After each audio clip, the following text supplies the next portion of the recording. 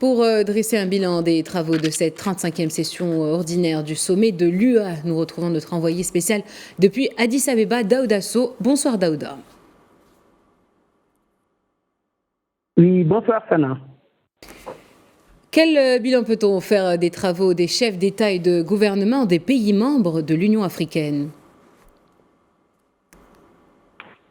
On peut dire qu'aujourd'hui, la cérémonie officielle de clôture déjà s'est tenue ici à Addis Abeba et ça a été l'occasion pour le nouveau président de la conférence des chefs d'État et de gouvernement de l'institution de revenir sur les rapports durant ces 2 jours de travaux pour le président Macky Sall.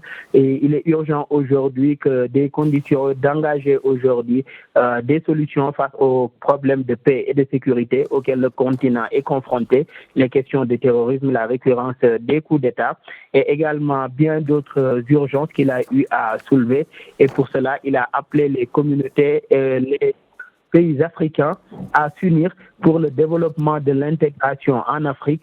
Et à cela, il faut également noter que le président sénégalais, en l'occurrence président de l'institution, a salué aujourd'hui les avancées notées dans l'agenda 2063 ainsi que dans le commerce intra-africain à l'ère de la ZLECAf, la consolidation également financière. Il appelle aujourd'hui à porter également son mandat sur la consolidation financière de l'institution, réforme qui a été entamée par l'ancien président de l'UA, en l'occurrence M.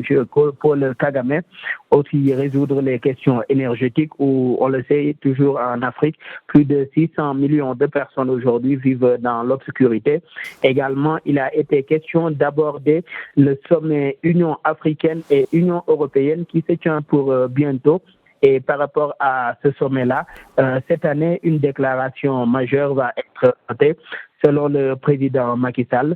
À la place des discours traditionnels, il sera question de groupes pour des travaux sur 8 thématiques majeures concernant le continent, des thématiques sur allant du changement climatique à la paix et la innovation, ainsi que bien d'autres domaines prioritaires du continent africain. Alors, Daouda, quels ont été les moments forts de cette session?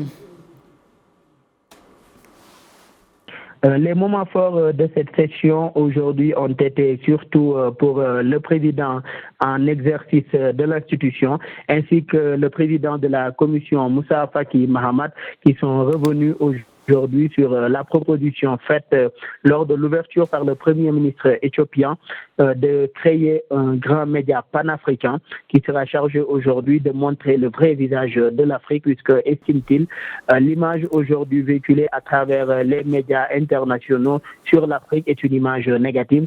Donc l'idée aujourd'hui, le président en exercice de l'institution a confirmé qu'il soutenait cette idée du Premier ministre Abiy Ahmed et qu'on doit aller vers cela. Même chose également pour le président de la commission, M. Moussa Faki Mahamat. Et pour ce qui est de la rencontre de Bruxelles dont j'ai parlé tout à l'heure, ce qu'attend aujourd'hui le continent africain, c'est des mesures concrètes pour la réallocation des tirages spéciaux, le financement des infrastructures africaines, le financement également de nos économies. Pour cela également, le président, les moments forts ici ont été d'inviter les jeunes notés en Afrique à négocier avec les instances panafricaines. C'est le message que le président Macky Sall leur a lancé, que cela ne sert à rien de mener un bras de fer entre ces gens-là et les instances que sont l'Union africaine ou la CEDEAO. Il les a invités à négocier avec ces instances africaines pour trouver ensemble des solutions pour une sortie de crise et aller aujourd'hui vers l'essentiel, c'est-à-dire l'organisation d'élections et la passation des pouvoirs à un gouvernement civil. Eh bien, merci Daouda pour également, Oui, bien évidemment.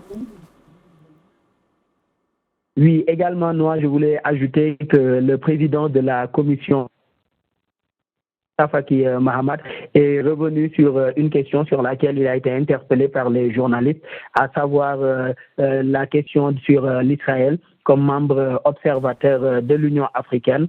Il a tenu à rassurer les journalistes et les pays membres qui s'opposent à cette décision-là, à leur faire savoir que la décision a été prise conformément au texte de l'institution et avec également l'engagement de la plupart des États membres de l'Union africaine.